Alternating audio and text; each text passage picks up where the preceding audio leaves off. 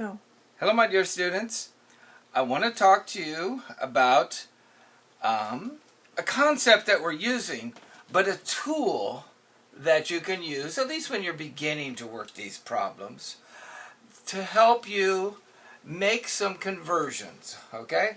Because we're going to talk about, for example, reactions where I dissolve iron, solid iron, into concentrated sulfuric acid in water, but still sulfuric acid, to make iron 3 sulfate and to generate hydrogen gas. It's a good way to generate hydrogen gas. I actually use zinc usually and hydrochloric acid or something a little simpler and maybe a little cheaper, not much cheaper than iron, but these reactions of metals with acids are always good ways to generate hydrogen gas in the lab. We see these reactions, we'll do them a lot, and we'll see them frequently throughout the course. But in this case, we never, we write this down, but you never have one atom of iron reacting with one molecule of sulfuric acid. We use quantities that we can hold in our hand, although we wouldn't do that. We put them into beakers and Erlenmeyer's test tubes and flasks, but in quantities that are observable. So now that brings us up to the concept of a mole. When we're dealing with substances, we can measure how much we have by their mass, put it on a balance and see how much it weighs.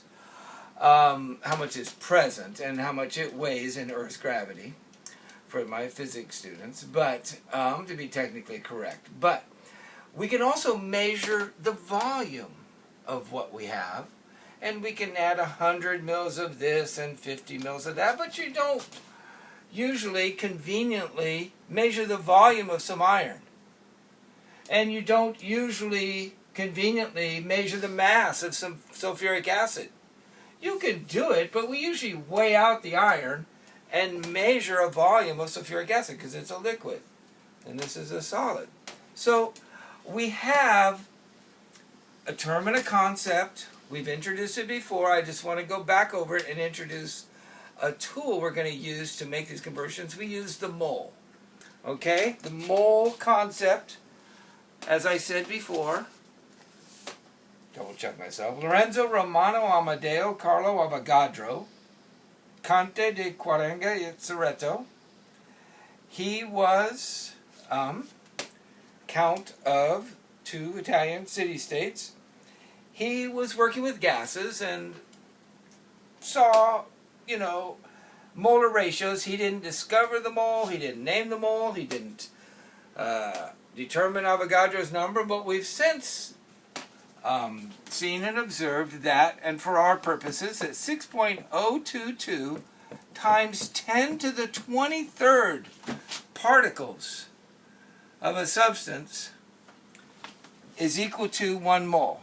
6.02 times 10 to the 23rd of anything's is equal to 1 mole per mole. And we write the mole M-O-L-E, and we abbreviate it M-O-L. I guess M-O was already M was already taken for meters, and I guess M-O might be molybdenum or mistaken for that, so M-O-L. We don't get much of an abbreviation. But that being said, if I look up here, it could be 6.022, not 0, not 22, but 6.022. Depending on how accurately you want to go. 6.0221476, if you want to carry it out. That value for Avogadro's number can be 6.022 times 10 to the 23rd atoms of iron for a mole of iron, which, by the way, would weigh, conveniently, 55.85 grams per mole. It's wonderful the way the atomic masses and then correspondingly the molecular masses work out to give us that convenient, useful value. For sulfuric acid, it's 98.23 grams per mole. for iron 3 sulfate, it's 399.91 grams per mole. I'll write it in a more readable Sharpie here, not Sharpie, but Expo marker.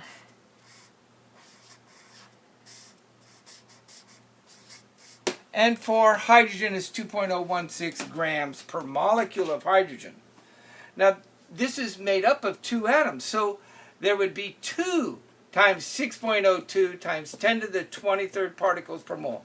And one of the things we want to do is be able to convert back and forth between number of particles and mass. And we're going to need that when we start working with concentrations, and we're going to need it again when we start working with gases. So, I have posted on the classroom shell for our class, whether it's in Moodle or Google Classroom, depending on which class we're talking about, several copies of mole maps. I don't have them right now. I was going to print them out. You have them posted on your classroom online classroom notes. My printer, just to put it simply, broke, and there aren't any printers at Walmart, so I'm waiting for one to come in the mail. But this mole map allows us to do conversions between mass and moles and number of particles. And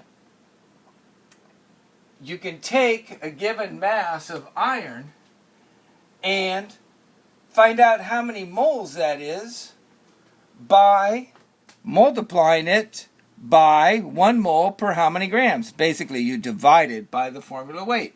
So, if I have 100 grams of iron and I divide it by 55.85, I'll find I have a little less than 2 moles. So this mole map gives you directions. If I start with mass and I want to get to moles, I divide it by the molar mass, or multiply it by 1 mole per X number of grams. Grams will cancel with my mass in grams to give me moles. And if I have so many moles, I want to know how many grams that is. Or if I say I want to do this reaction and I want to start with 5 moles of iron, how many grams would I weigh out? Well, I can convert that to mass by multiplying by the formula mass. So if I want 5 moles, and I can't just go into the lab and measure out 5 moles, but I can weigh out a certain number of grams, I would weigh 5 times 55.85 grams per mole if I wanted 5 moles of iron. Or what would that be? 275, 280 or so grams of iron. And it's a measurable, useful thing I can do. I can walk in the lab and do these experiments. Now, the other question we want to ask is, how many atoms is that? How many particles is that?